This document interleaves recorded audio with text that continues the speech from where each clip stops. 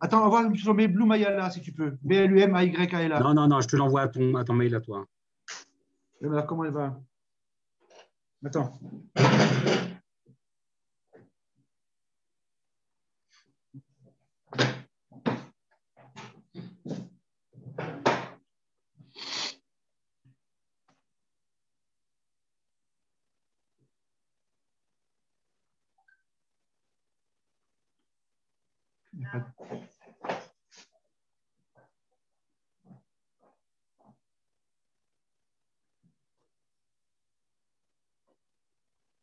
Voilà, bonsoir, Erev Tov. Il est 20 heures à Jérusalem, 19 heures heure de France. Nous commençons à l'heure, comme ce sont nos habitudes depuis déjà pratiquement un an. Et plus de 70-80 réunions hebdomadaires que nous tenons avec vous en France et ailleurs, Belgique, Luxembourg, Canada, Israël, bien entendu. Et ce soir, nous avons le plaisir et l'honneur de recevoir parmi nous un journaliste franco-israélien, M. Shraga Blum. C'est un plaisir personnel puisque Shraga, nous nous connaissons, enfin il m'a connu avant que je le connaisse, mais ça fait plus de 50 ans puisque nous sommes tous les deux originaires de la même région de France, de l'Alsace et d'un petit village, une petite ville de Haguenau. Donc avant de lui laisser la parole et qu'il se présente lui-même, je voudrais d'abord remercier mes collègues du département de la promotion de la Aliyah, Madame Yasmine Manaim qui est avec nous et qui dirige les opérations depuis Paris, Monsieur Avizana qui malheureusement ne peut pas être là avec nous, il viendra peut-être participera peut-être un peu plus tard. Je vous rappelle les règles du jeu. On a coupé tous les micros pour ne pas perturber l'intervenant. Si vous avez des questions, vous les posez sur le chat et Yasmine et moi-même nous ferons un plaisir de les relier, de les poser en votre nom à notre conférencier. Praga, tu as la parole. Bien, merci, bonsoir. Shalom, pas de Jérusalem depuis Efrat. Merci d'abord à Naftali et à Yasmine pour l'organisation. Merci à l'organisation sioniste de me permettre de m'exprimer ce soir. Alors, comme l'a dit Naftali, je suis né à Haguenau il y a quelques années. J'y ai grandi, j'ai étudié un peu de droit à Strasbourg et j'ai fait mon alia en 1980 où j'ai étudié chez Manitou à l'Institut Mayanot, Rav Léon Ashkenazi, que tout le monde connaît. C'est là que j'ai connu mon épouse Ayala, qui travaille chez Kalita aujourd'hui. En 1987, nous sommes partis pour quelques années, 18, à Lausanne, où j'étais Khazan et enseignant et employé communautaire. Et nous sommes revenus en Israël en 2005. Alors, je profite aussi pour saluer les amis d'abord ma mère, si elle est là, mais ma famille, mes amis de Strasbourg, de Lausanne et d'Israël aussi, pourquoi pas. Et donc, en 2005, nous sommes revenus en Israël. Et comme vous l'imaginez, le métier de Khazan n'étant pas très demandé en Israël, donc j'ai dû me reconvertir. Et comme j'aime la politique et que j'aime écrire, donc je suis entré dans le journalisme en travaillant d'abord dans la section française de Arutz Sheva, qui a fermé plus tard. Et depuis quelques années, j'écris tous les jours sur le site lphinfo.com, info sans S. Voilà. Donc, c'est un résumé assez bref de mon parcours, mais ce n'est pas ce qui est important ce soir. Ce qui est important ce soir, c'est de savoir un peu la situation en Israël à 5 jours des élections, donc mardi prochain. Alors, le moins qu'on puisse dire, c'est que la situation est très floue. Nous sommes à l'approche de 4e élection en 2 ans, ce qui est un record. On va ressembler bientôt à l'Italie. Aujourd'hui, journée symbolique, puisque le président de la Knesset, Yariv Levin, a clos la 23e Knesset. La 24e sera élue bientôt. Et ce qu'on peut dire aujourd'hui, en tout cas de manière globale, mais je vais le développer dans mon propos, c'est que la situation est très très floue et elle l'est maintenant, comme on va le voir, et puis elle risque de l'être aussi après le 23 mars. En fait, en résumé, on est dans l'inconnu avant et on le sera peut-être aussi après. Alors, pour mettre le décor, je vais vous citer le dernier sondage qui est sorti cet après-midi avec toutes les précautions nécessaires, évidemment, puisque les sondages ne sont valables qu'au moment où ils sont publiés. Et ce sondage, il donne les résultats suivants. Likoud, 31 sièges, Yesh Atid, 19, Yamina, 9, Tikva Hadasha de Gideon Sa'ar, 9, Shas, 8, la liste arabe, 8, Yadut HaTorah, parti orthodoxe, 7, Israël Beitenu, 7, Hatzienut Hadatit, Betzalel Smotrich, 5, le parti travailliste, 5, Meretz, 4, Bleu-Blanc, 4, et le parti islamique arabe, 4.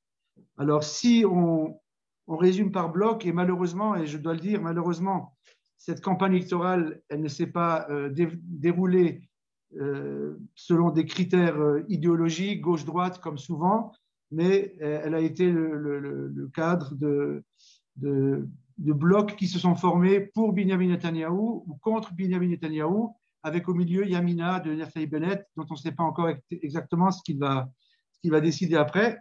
En tout cas, au niveau des blocs, le bloc qui soutiendrait Bibi Netanyahou aurait 51 sièges pour le moment, les opposants 60, et donc Yamina 9. Donc, si par hasard Naftali Bennett se joignait après les élections à Binyamin Netanyahou, ben, il y aurait deux blocs identiques de 60 députés. Donc, pas de coalition possible pour le moment. Mais ça peut changer. En tout cas, on va voir maintenant pourquoi finalement la situation est tellement floue aujourd'hui et qu'il est très difficile de prévoir ce qui va se passer. Il y a toute une série de raisons qui font que, même si les sondages peuvent indiquer des tendances, des états d'humeur de la population, il y a des critères qui font qu'on ne peut absolument pas prévoir ce qui va se passer. Première raison, la marge d'erreur habituelle, qui est en général de 3,5-4%, qui fait que les sièges, les mandats qui sont crédités pour un parti peuvent changer parce que les instituts de sondage ont forcément, dans les statistiques, il y a toujours des marges d'erreur qui peuvent changer la donne. Ensuite, il y a les hésitants, les personnes qui sont hésitantes, qui ne savent toujours pas pour qui elles vont voter.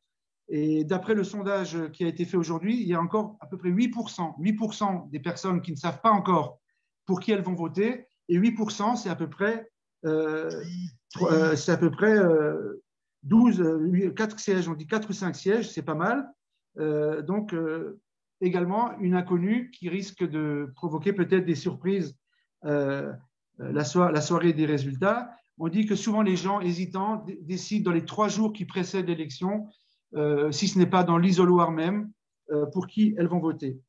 Troisième inconnu, c'est le taux de participation. Le taux de participation est très important aussi. Est-ce qu'il y aura une lassitude de la population parce que c'est la 4e fois qu'on va voter en 4 ans? Et vu l'expérience de la dernière fois où les élections n'ont pas permis de former un gouvernement stable, c'est le moins qu'on puisse dire, est-ce qu'il y a des gens qui vont se dire à quoi ça sert d'aller voter, surtout si les sondages nous prédisent une situation qui risque d'être identique à celle qui résultait des élections précédentes. Donc, le taux de participation est aussi un facteur qui risque d'influencer. Il y a aussi un élément très important qui est la force de mobilisation des partis, c'est-à-dire comment est-ce que les partis politiques arrivent à mobiliser leurs électeurs. Et là, on remarque que les partis bien installés, les anciens partis, les partis bien constitués qui ont des organisations très, très, très fortes, arrivent mieux à mobiliser le terrain que d'autres partis qui sont plus récents. Et là aussi, ça peut jouer en faveur ou en défaveur d'un parti politique. Il y a aussi un 5e élément, et là, le sondage a donné des indications assez intéressantes, qui est la volatilité des opinions. C'est-à-dire que quand les sondeurs ont demandé aux gens pour qui ils vont voter ou ils pensent voter, ils leur ont aussi demandé est-ce que vous êtes sûr que vous allez voter pour le parti que vous venez de désigner? Et là, il y a des différences très importantes. On note par exemple que ceux qui ont dit qu'ils vont le voter Likoud, ils sont sûrs à 76%. Ceux qui ont dit qu'ils vont voter Meretz, le parti d'extrême gauche, sont sûrs à 70%. Ceux qui veulent voter par exemple pour Yesh Atid, 59%. Mais par contre, le parti de Gideon Sa'ar, qui est plus récent, eh bien, les personnes qui ont indiqué qu'ils veulent voter, qui pensent voter pour Gideon Sa'ar, sont sûrs de leur choix uniquement à 41%. Et 59% ne sont pas sûrs du tout. Donc, ça veut dire même les sondages, même les chiffres qui sont donnés par les personnes qui sont interrogées ne sont pas fiables, parce qu'une personne peut dire aujourd'hui je vote pour tel parti, et finalement dans les jours qui précèdent ou même dans l'isoloir, elle va voter pour un autre parti. Donc, ce qui fait que les sondages d'aujourd'hui, comme d'hier d'ailleurs, ne sont pas forcément le reflet de ce qui va sortir dans la réalité. Il y a aussi un sixième élément qui est un peu plus cocasse ou plus triste, disons, c'est qu'il y a des gens qui mentent délibérément. Il y a des gens qui disent qu'ils vont voter pour tel parti pour provoquer peut-être un mouvement ou pour dissuader d'autres. On en sait pas. En tout cas, c'est quelque chose qui existe. Ce n'est pas beaucoup de monde, mais en tout cas, il y a des gens qui ne disent pas la vérité quand on leur demande pour qui ils vont voter, quand les instituts de sondage les contactent. Un septième élément aussi qui rajoute à ce flou et à cette incertitude, c'est ce qu'on appelle le phénomène d'accélération. Ça veut dire que quand les sondages indiquent qu'un parti est en hausse, ça va pousser des gens peut-être à voter pour lui. Et au contraire, lorsqu'un parti est en baisse régulière, ce qu'on appelle une tendance, il y a des gens qui vont se dire « Ah, peut-être ça ne vaut pas le coup, je voulais voter pour ce parti, mais finalement, je vais voter pour un parti plus sûr. » Donc, ça aussi, c'est un élément. Les sondages influent aussi l'opinion. Alors, il y en a qui le reprochent, c'est peut-être vrai aussi, parce que la personne doit être libre de son choix et ne doit pas être influencée forcément par un sondage. Mais c'est une réalité. Il y a des gens qui suivent les sondages et qui sont influencés par les sondages dans un sens ou dans un autre. Dernier élément, le huitième d'abord, il y a des gens qui préfèrent aller vers du sûr, du certain, donc qui préfèrent voter pour des partis bien installés, des partis qui ont fait leurs preuves, des partis que ce soit de droite ou de gauche, mais qui sont bien installés, qui ont une histoire, qui ont des racines, plutôt que pour des partis nouveaux qui naissent et qui ne sont pas sûrs de rester dans l'arène politique. Donc ça aussi. Et le dernier point qui rajoute encore à cette incertitude, et c'est propre à cette campagne électorale, si vous vous rappelez du sondage que je viens de citer, il y a au moins trois partis qui sont crédités de 4 sièges. Or, vous savez qu'il y a un seuil d'éligibilité en Israël qui est de 3,25% des voix. Si vous le dépassez, si vous l'atteignez, vous avez 4 mandats. Si vous avez moins, c'est 0 et les voix sont perdues. Or, il y a 3 partis qui sont Meretz, parti d'extrême gauche, Bleu-Blanc, le parti de Benny Gantz, et le parti Raham de Mansour Abbas, parti islamique israélien, qui sont à 4. Donc, ils sont un peu sur le fil. Donc, il est fort possible qu'un des 3, ou peut-être les 3, ne passe pas ou passe. Alors, les gens, en voyant cela, ils peuvent se dire « j'ai pas envie de perdre ma voix ». D'accord. Donc, si je vote pour ce parti-là, je risque d'avoir voté pour rien. Donc, ils vont peut-être s'éloigner de ces partis pour voter pour des partis plus importants. Donc, si ces partis-là, si ces 3 partis, même le Parti travailliste qui est à 5, même le Parti socialiste religieux à 5, avec la marge d'erreur, il se pourrait qu'au soir des élections, il n'ait pas passé la barre du seuil d'éligibilité, et donc ça changerait totalement la donne politique. Donc, si vous voulez, les sondages, c'était un peu le résumé de cette première partie, les sondages sont intéressants pour le moment où ils paraissent, mais en tout cas, ce n'est pas du tout un gage de réalité. Et on a souvent vu les sondeurs fermés à culpa le soir des élections en disant on s'est trompé, on avait oublié cette donnée. Il y a diverses raisons. Maintenant, pour la deuxième partie, le 24 mars au soir, donc le sondage réel, c'est-à-dire le vote des citoyens, on n'est pas sûr du tout qu'on aura les résultats. Pourquoi ? Parce que c'est 2 jours avant Pessah, donc les instituts de sondage et la commission centrale, elle n'aura pas le temps de travailler longtemps, puisque mercredi, jeudi, après c'est fini. Il y a cette année un élément qu'il n'y a jamais eu en Israël. On estime de 500 à 600 000 les enveloppes doubles. Vous savez que les enveloppes doubles, ce sont des gens qui ne peuvent pas voter sur leur lieu de résidence.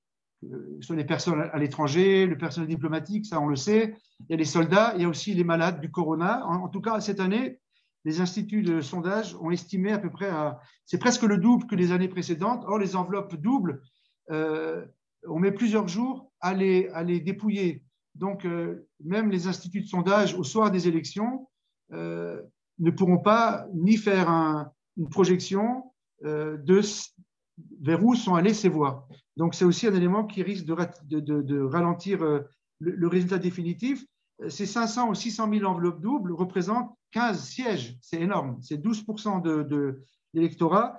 Donc, ça peut aussi changer la donne totalement. Ce qui est inconnu aussi, évidemment, c'est au soir quand les résultats seront connus, il y aura aussi des contestations, évidemment, il y a toujours des contestations, surtout si les partis sont arrivés proches du seuil d'éligibilité.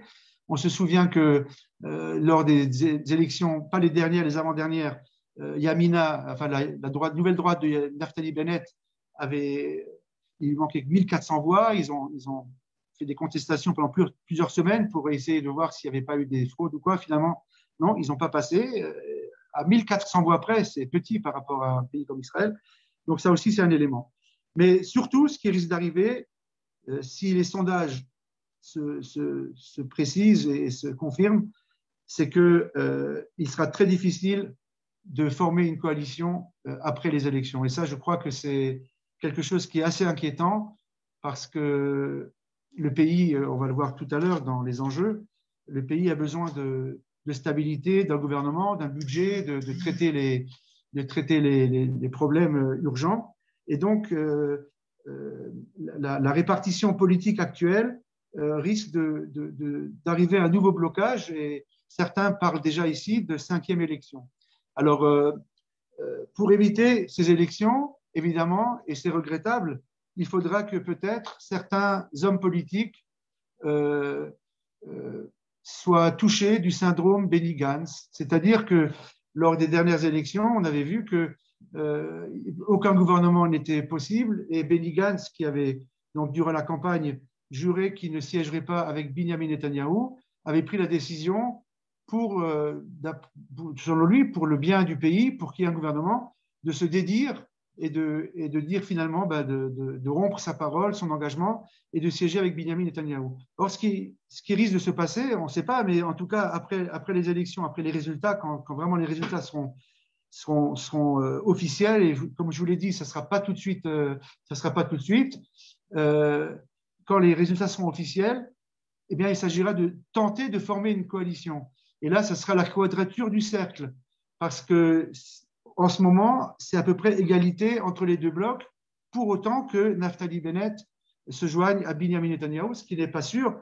Il est un peu l'arbitre du jeu. Et même aujourd'hui, en se joignant à Binyamin Netanyahou, ce dernier, il aurait 60 mandats. Or, il en faut au moins 61 pour former un gouvernement. Alors, est-ce que certains qui ont juré de ne pas siéger avec Binyamin Netanyahou vont le faire en disant c'est l'intérêt supérieur de l'État, il faut à tout prix éviter des 5e élections, forcément qui coûtent très cher et qui ne sont pas forcément à l'honneur de la classe politique. Et à ce moment-là, ça ne serait pas à l'honneur de ces politiciens même qui, pendant la campagne, ont tout misé sur je ne siégerai pas avec Binyamin Netanyahou.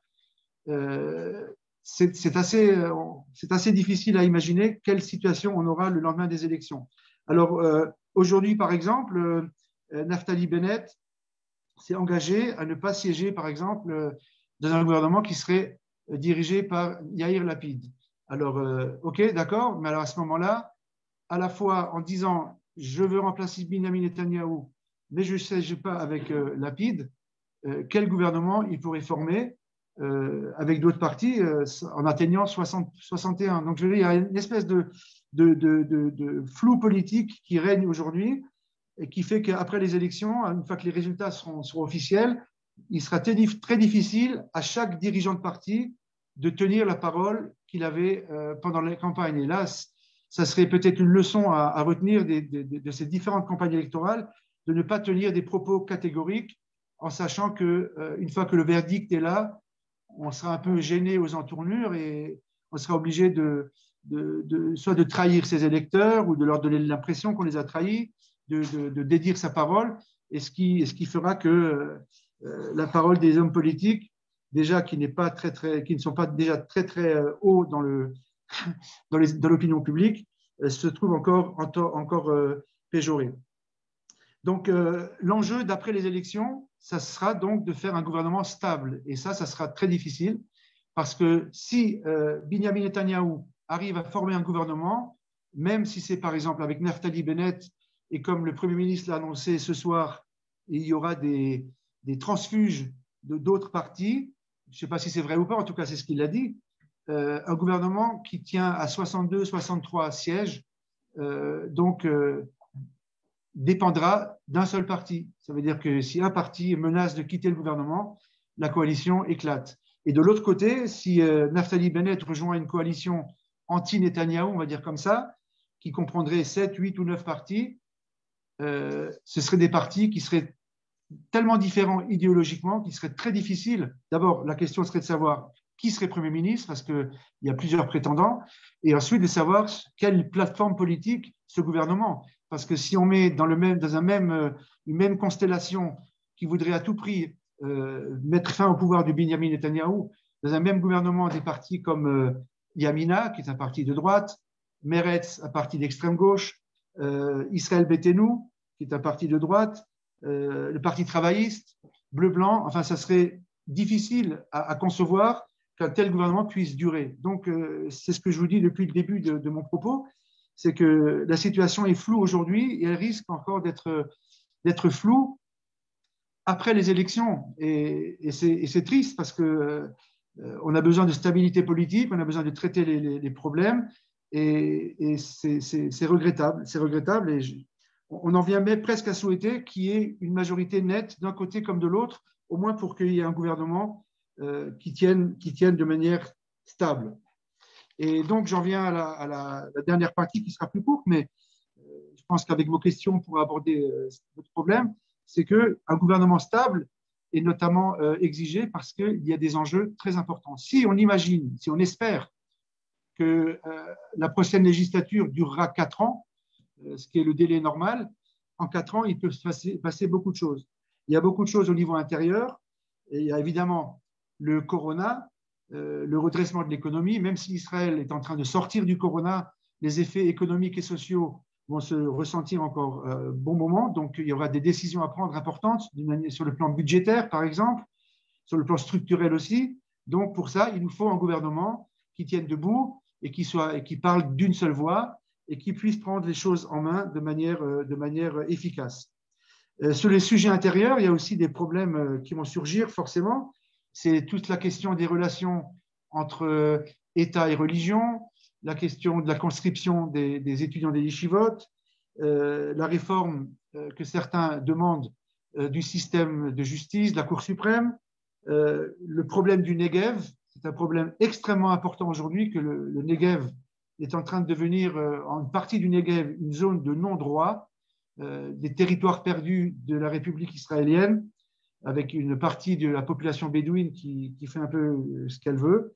Et donc, c'est aussi un problème stratégique national important que le gouvernement devra traiter. Il y a des problèmes sociaux, le problème de violence familiale, le problème de violence dans la population arabe, la criminalité organisée, etc. Aussi l'intégration de l'ALIA, aussi un problème que le gouvernement devra traiter. Et bien sûr, il y a les problèmes extérieurs, les questions extérieures avec l'Iran. Un gouvernement devra notamment décider s'il faut agir contre l'Iran ou pas, ce qui se passe au Liban, le Hezbollah, le Hamas. Il faudra un gouvernement qui sache parler d'une seule voix face à l'administration Biden, qui n'est pas, loin s'en faut, celle de l'administration précédente. Que faire si, par exemple, l'administration Biden veut à tout prix négocier avec l'Iran, si elle impose des nouvelles négociations avec l'autorité palestinienne. Enfin, je résume, mais c'est beaucoup de sujets qui devraient être traités et pour ça, il faudrait vraiment un gouvernement stable et homogène après les élections. Et comme je vous l'ai dit, c'est quelque chose qui apparemment ne s'annonce pas forcément. Parce que même si Binyamin Netanyahou l'emporte, ça ne sera pas de manière nette comme il l'espérerait peut-être. Et donc, c'est un gouvernement qui, même s'il est plus homogène, risquerait d'être soumis à des pressions de tous les côtés, avec les menaces de démission d'un seul parti et avec la chute du gouvernement. Et évidemment, de l'autre côté, comme je l'ai dit, un gouvernement, une coalition qui serait un peu hétérogène idéologiquement et politiquement, et avec une plateforme politique qui serait très difficile à mettre en place. Voilà. Donc, je ne sais pas combien de temps j'ai parlé, mais peut-être je répondrai à vos questions si elles sont là, si vous en avez. En tout cas, je conclurai en disant que, voilà, ben, je l'ai dit en fait, j'ai conclu en disant que la perspective que l'on a, c'est, pour le moment en tout cas, à moins de surprise, c'est qu'on risque d'avoir une situation bloquée de nouveau après les élections. On espère que non. Et on fera tout pour pas, mais voilà, c'est ce qui nous attend peut-être avec une cinquième élection, à moins que des hommes politiques responsables se disent on va mettre toutes les rancœurs de côté et agir pour le bien du pays. Et ainsi, voilà. Donc, je vous remercie de m'avoir écouté. Je me réjouirai de répondre à vos questions, si vous en avez, dans la mesure de mes possibilités. Merci, Shraga. Nous avons une première question de notre ami David, qui est revenu sur ce que tu as dit tout à l'heure à propos des 8% de personnes hésitantes. 8%, tu as évoqué un sondage. Alors, il demande tout simplement, est-ce que nous savons l'origine des 8% des personnes hésitantes? L'origine des hésitants? Oui. Quelle est l'origine de ces personnes? Je ne sais pas, mais en tout cas, ce qui est clair, comme je l'ai dit au début, malheureusement, la campagne électorale, elle ne s'est pas du tout jouée sur les grands thèmes généralement abordés. Il n'y a pas eu tellement de campagne sur la politique extérieure, la politique économique.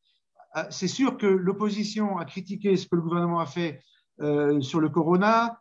Il y a eu beaucoup d'attaques contre le monde orthodoxe de la part de certains partis, mais je pense que les personnes hésitantes, je pense qu'une partie d'elles ne sait pas du tout pour qui voter parce qu'elles ne savent pas en fait ce que les partis proposent vraiment. Il n'y a pas eu tellement de propositions. Certains partis comme Yamina, par exemple, il faut dire ça au bénéfice de Naftali Bennett, il a fait des propositions sur le plan économique, etc. Mais de manière générale, on a parfois du mal à avoir la différence entre les partis. Il ne faut pas oublier non plus que il y a 3 ou 4 partis de droite. Il y a le Likoud, il y a Yamina, il y a Tikva Hadasha, le sionisme religieux. Donc, quelqu'un qui serait de droite, des tendances traditionnalistes, pour qui il va voter. Donc, on ne peut pas savoir vraiment quelles sont les raisons des personnes hésitantes, mais je pense que l'une des raisons, c'est qu'il n'y a plus cette césure idéologique qu'il y avait avant, où la personne de droite, elle votait pour les partis de droite, et la personne de gauche votait pour les partis de gauche, sans oublier aujourd'hui qu'il y a un parti qui se dit centriste, donc Yair Lapid. Donc, peut-être qu'une partie des personnes hésitantes se situe dans cette population-là. Il y en a aussi qui hésitent en se disant est-ce que je vais voter ou pas voter, ça aussi. Hein. Moi, je connais des personnes qui disent je ne vais pas voter parce que ça ne sert à rien. La dernière fois, ça a donné lieu au chaos. Donc, ça aussi. Mais de dire exactement, l'Institut de sondage n'a pas vraiment publié les raisons pour lesquelles les personnes sont hésitantes. Donc, voilà. Ce qu'il faut espérer, c'est que il y en a de moins en moins, plus on approchera du scrutin, parce que c'est toujours important en démocratie qu'un maximum de gens aillent voter pour remplir leur devoir démocratique. Parce qu'après, quand on critique, si on a voté, on peut critiquer. Si on n'a pas voté, on n'a plus droit à la parole. Donc, voilà, s'il y a des Israéliens là qui hésitent à aller voter, je les appelle chaleureusement à aller voter mardi prochain.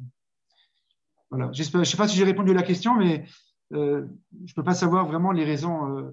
Mais en tout cas, l'absence de débat idéologique, il a été très, très visible dans cette campagne électorale qui s'est vraiment malheureusement focalisée, personnalisée voilà, sur la personne de Binyamin Netanyahou, puisque si on regarde sur le plan idéologique, la droite israélienne, dans toutes ses composantes, elle obtient entre 70 et 80 sièges dans les sondages, alors que le prochain gouvernement n'aura jamais autant de sièges. Ça veut dire que la différenciation, elle s'est faite sur des motifs personnels, de rancœur ou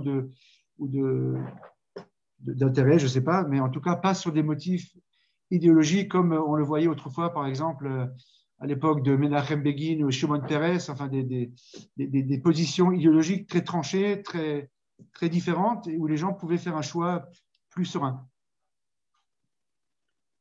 Bien, alors sur cette même longueur d'onde, une question que l'on nous pose, c'est est-ce que les partis ont publié un programme ou au moins en ont débattu? Est-ce qu'il y a une plateforme idéologique, quelque chose qui a été publié et qui a été publié par les différents partis politiques? Alors oui, chaque parti est obligé. Alors, il y a des partis qui l'ont publié sur le site, leur propre site, mais pour ça, il faut que les gens déjà aillent sur Internet et ouvrent le site du parti. Il y a des partis qui ont proposé, qui ont fait des plateformes, oui, mais on n'a pas tellement vu sur les plateaux de télévision, par exemple, ou sur les sites Internet, on n'a pas tellement vu les chefs de parti énoncer ce qu'ils feraient sur le plan économique, sur le plan des problèmes intérieurs, des questions sociétales, ou sur la politique étrangère. On n'a pas tellement entendu, les responsables politiques. Il y a un phénomène qui arrive dans d'autres pays aussi, c'est qu'on a surtout entendu des contre plutôt que des pour. Ça veut dire que les partis politiques ont plus passé de temps à essayer de démonter les concurrents plutôt que Bon, Benjamin Netanyahou, c'est normal, puisqu'il est Premier ministre, lui, il a pu dire voilà ce que j'ai fait. Donc, c'est le privilège d'un Premier ministre qui est en place, qui est dans l'action, de dire voilà ce que j'ai fait. Donc, lui, il a insisté sur ses acquis, mais les autres partis, forcément, ils doivent dire ce qu'ils feraient s'ils étaient au pouvoir. Mais je n'ai pas tellement vu, personnellement, de plateformes étalées sur les plateaux de télévision. Comme je vous l'ai dit, Naftali Bennett a essayé par exemple, de présenter son programme Singapour, programme économique, mais vraiment, on ne peut pas dire qu'on a vu c'est peut-être pour ça aussi que beaucoup de gens hésitent. On n'a pas vu vraiment les partis politiques dire voilà, A, B, C, je ferai ça si j'étais au pouvoir sur tel et tel problème. Ils l'ont publié sur leur site internet. Voilà, bon, mais ça intéresse que les gens qui font l'effort d'aller. En plus, comme il n'y a pas de débat politique, comme il n'y a pas de débat, comme on voit par exemple aux États-Unis ou en France, donc les hommes politiques n'ont pas l'occasion de débattre entre eux et de dire ce qu'ils feraient s'ils étaient au pouvoir. Donc ça, c'est aussi peut-être une carence de la vie politique israélienne, parce que les hommes politiques israéliens n'ont pas peur de s'exprimer en général, non, ils ne se gênent pas. Donc ça serait peut-être bien d'organiser des débats à plusieurs, où effectivement ils pourraient présenter le programme qu'ils appliqueraient s'ils étaient au pouvoir, tout en sachant qu'aucun parti ne peut appliquer son programme intégralement, puisque c'est un système de coalition et qu'après les élections, une fois que les partis décident qui ils vont recommander comme Premier ministre, il y a des négociations très âpres et avec beaucoup de clash pour savoir qu'est-ce qui va être inclus dans les accords de coalition ou pas. Donc non, vraiment, on ne peut pas dire qu'il y a eu beaucoup de dévoilement de programmes politiques précis de la part des partis politiques. Patrick nous pose la question suivante. Ne faudrait-il pas que le système de suffrage évolue vers un scrutin à 2 tours, comme en France, aussi afin d'éviter de devoir voter, revoter? Alors, c'est le serpent qui se mord la queue. On dit ça comme ça.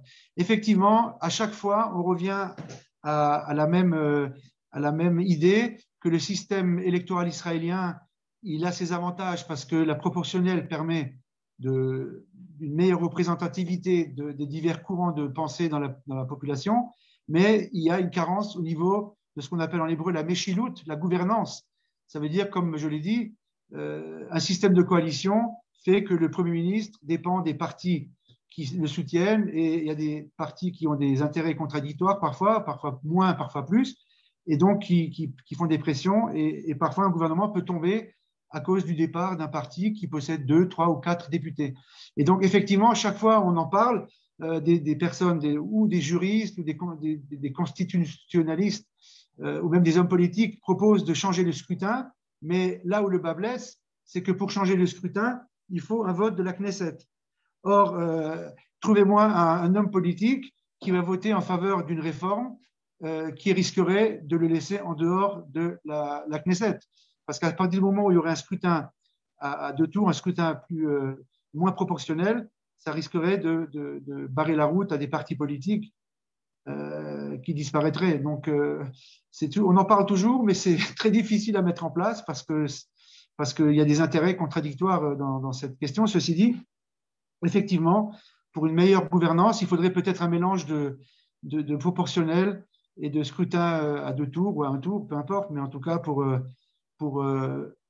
la stabilité des institutions, parce que je vous le dis, on est en train de devenir une deuxième Italie, parce que imaginez-vous qu'on retourne aux urnes au mois de novembre prochain, par exemple, ça veut dire qu'en 2 ans, on aurait été 5 fois aux urnes, c'est inimaginable, quoi, je veux dire, je ne parle pas du niveau du problème économique que ça cause, parce que ça coûte très cher, et aussi ça empêche de prendre des décisions, parce qu'à partir du moment où il n'y a pas de gouvernement, on ne peut pas prendre des décisions importantes. Il y a le budget, on a vu ce que ça a fait les dernières fois. Donc, effectivement, votre Patrick a raison, mais pour ce faire, il faudrait qu'il y ait un consensus à la Knesset, et pour ça, ce n'est pas du tout gagné. Nous avons une question d'Antoine. Bonsoir. Pensez-vous que Calcalite est un épiphénomène ou bien un parti qui peut jouer un rôle au moment des négociations de coalition? Alors, Calcalite, je peux en parler parce que je viens de traduire une interview qu'il a accordée à Kalita. Alors, Calcalite, c'est très intéressant parce qu'il s'agit d'un homme qui est extrêmement doué dans son domaine, effectivement. Il est persuadé qu'il sera la surprise des élections. Pour le moment, il est crédité de 1,9 ou 2% des suffrages, donc il est très loin du seuil d'éligibilité, mais il a expliqué à une autre occasion qu'il ne fait pas du tout confiance aux sondages. Bon, ça, il a partiellement raison, parce qu'il dit que les instituts de sondage, par exemple, répartissent les indécis entre les grands partis, et pas du tout les petits partis qui sont un peu insignifiants dans les sondages. Donc,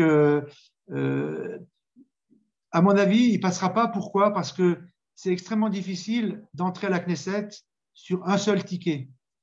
Le ticket économique est important.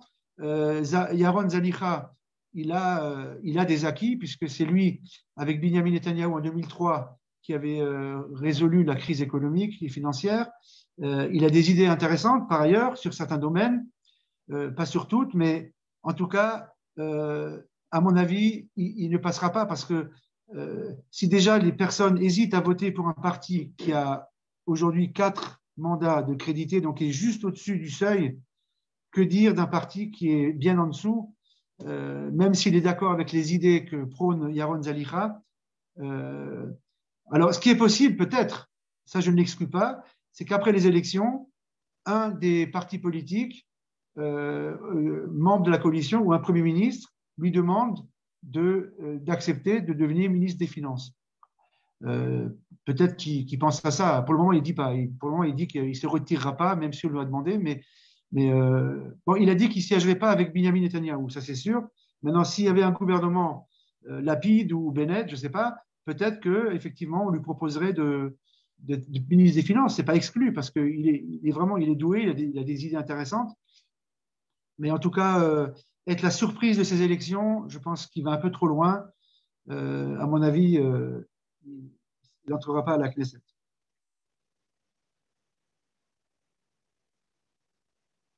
Une question de Noémie. Pouvez-vous nous éclairer sur les partis arabes et leur vote d'État déterminant leur vote? Si vous regardez dans le chat, c'est la dernière question qui a été posée. Pouvez-vous nous éclairer sur les partis arabes et leur vote d'État déterminant dans une coalition?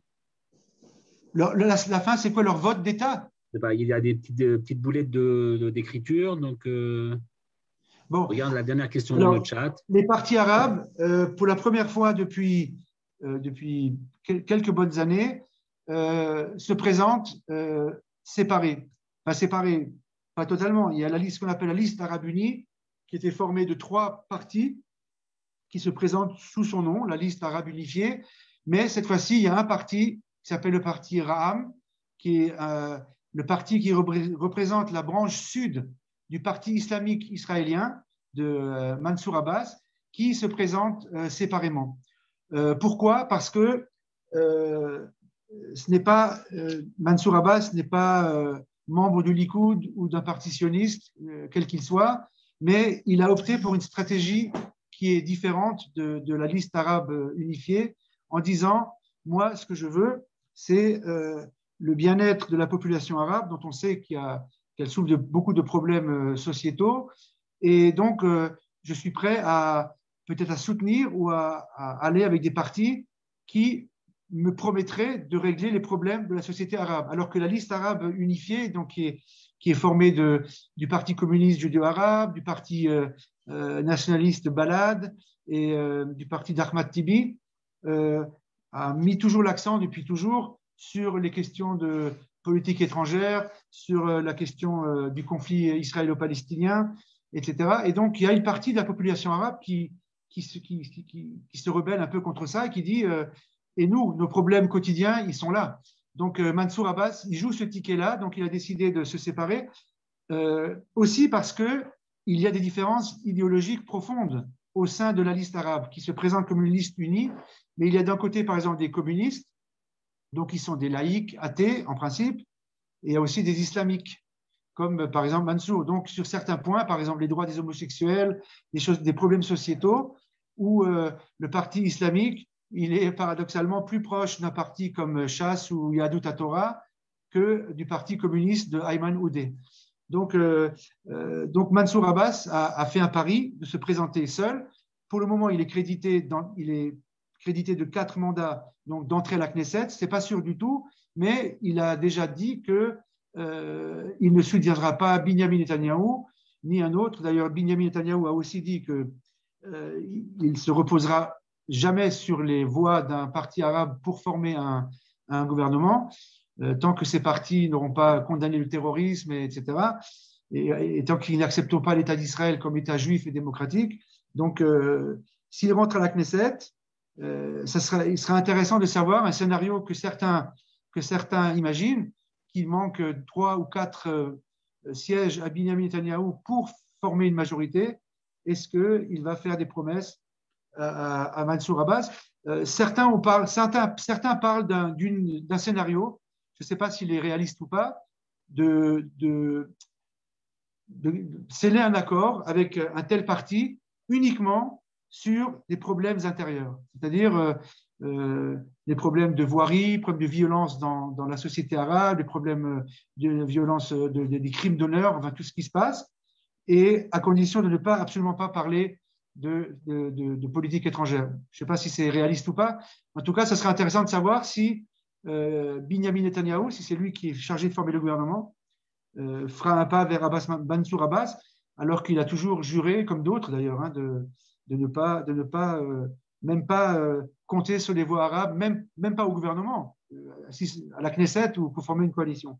En tout cas, ce sera intéressant de savoir. Il faut savoir que la société arabe, elle est partagée. Elle est partagée parce que de plus en plus de citoyens arabes israéliens veulent s'intégrer dans la société israélienne.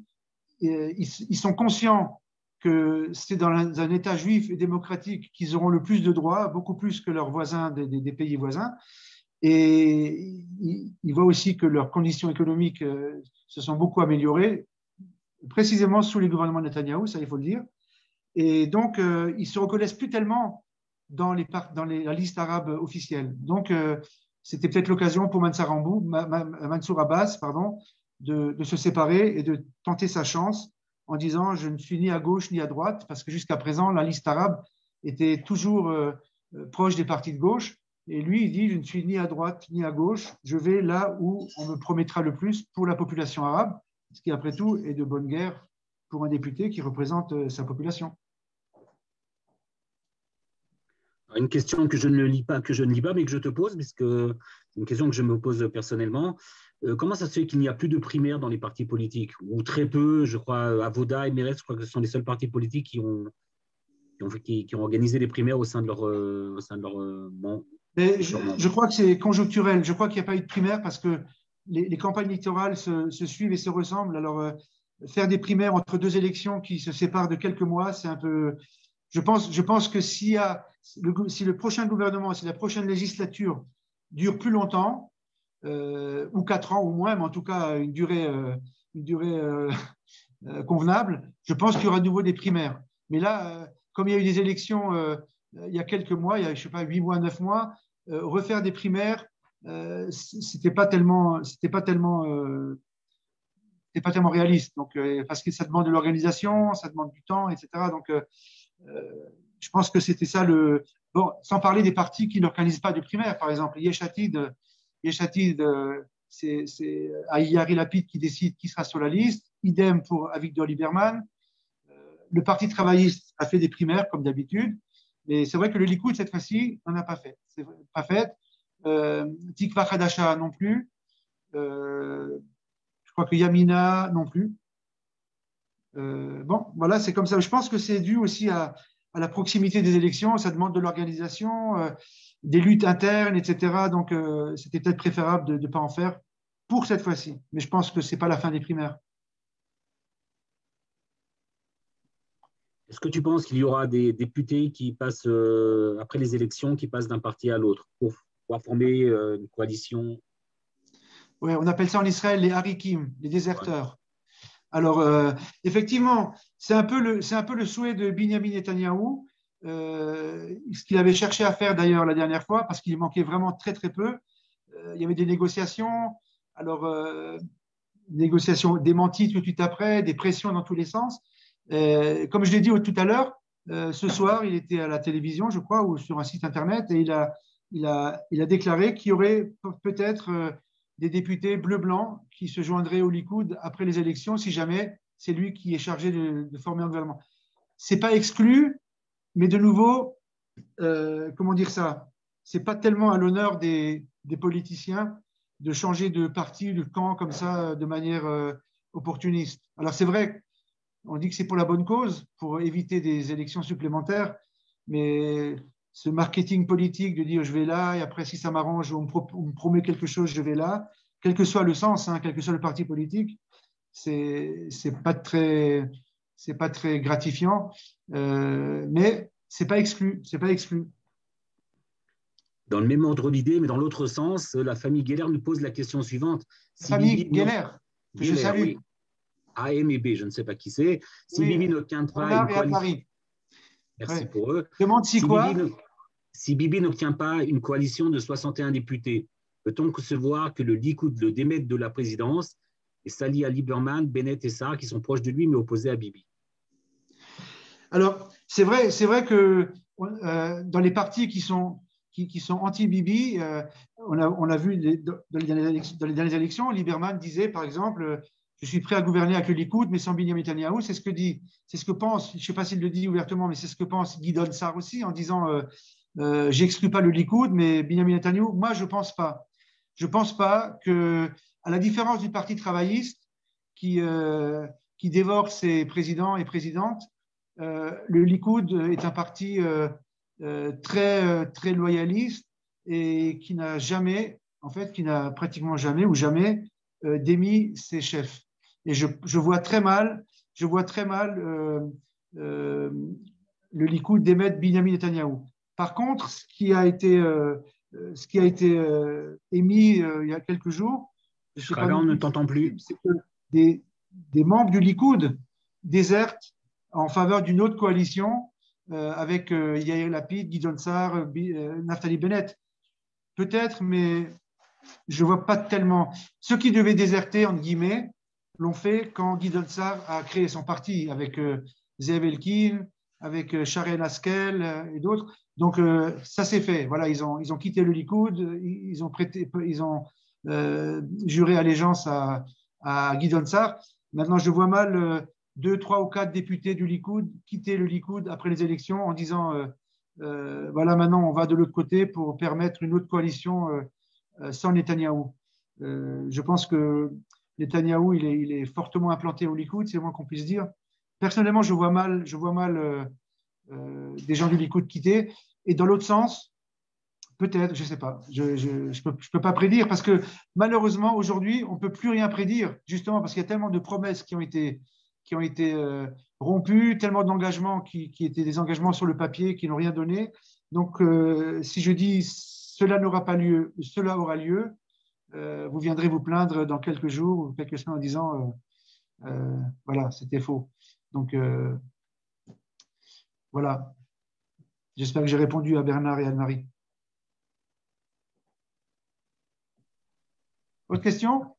Nous arrivons à la fin de notre rencontre Zoom. S'il y a des questions, c'est le moment ou jamais de les poser. Yasmine, tu nous rappelles peut-être la suite des rencontres la semaine Oui, prochaine? oui, c'est dimanche à 18 heures heure française. On a un atelier des cuisines pour Pessah avec Yossi Ben Dayan. Et donc, voilà, vous êtes tous invités à 18 heures, je pense. Je ne sais pas si on est confiné ou pas. Je n'ai pas écouté les infos, mais de toute façon, dimanche, Encore des, 18 heures. encore des questions? Une question, deux questions? Et une question, la partie de Sahar, est-ce qu'on peut espérer que ces voix retournent au Likoud si le parti Espérer de quoi? Sahar, le parti de J'ai pas Sahar, compris la question. Espérer quoi? espérer que les voix de Sahar retournent au Likoud?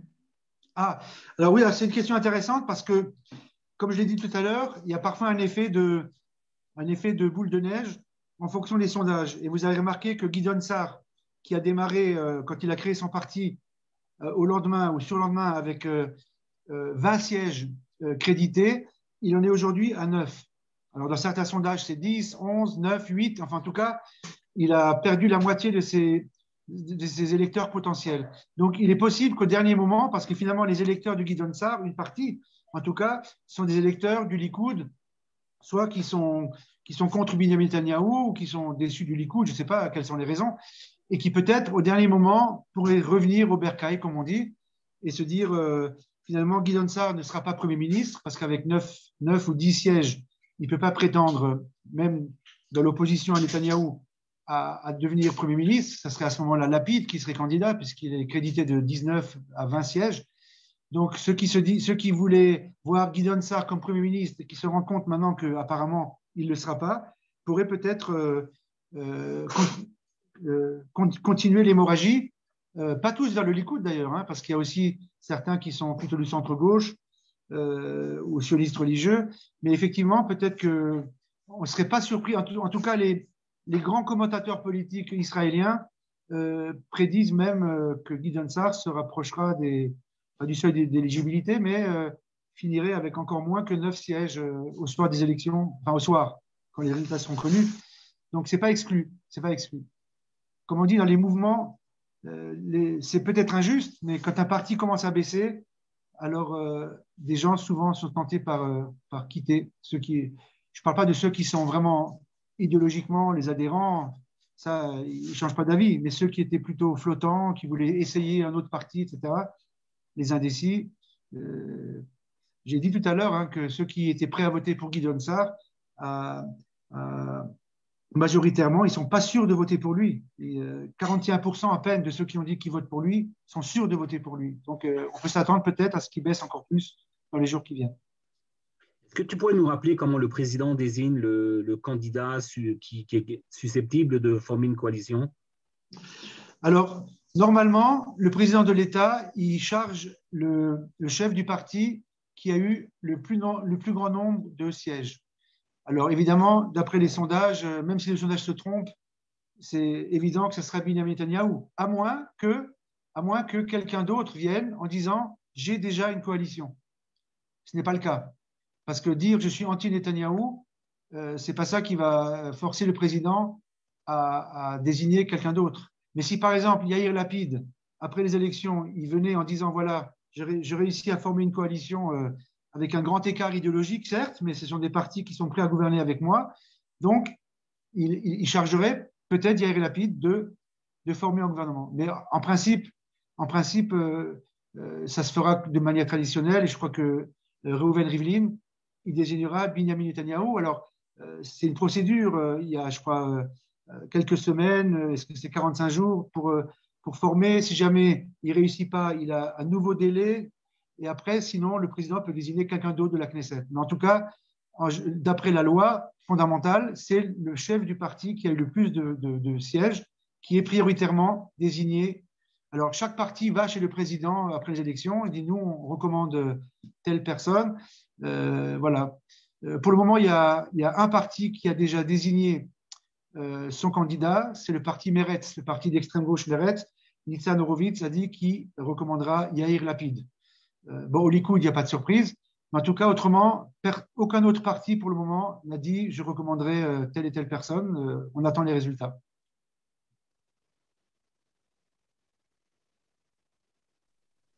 Très bien, beaucoup de messages de remerciements aux C'est moi. conférenciers, à l'équipe de l'OSM. Merci beaucoup, Shraga, pour ces explications qui. Merci à vous et Pessar Kachev et sa mère à tout le monde. Et bonne santé surtout à vos proches, à vous. Merci Et beaucoup et Shabbat Shalom à tout le monde. Merci beaucoup, voilà, merci Yasmine. beaucoup à Merci, Avi. À l'OSM et bientôt. aux organisateurs.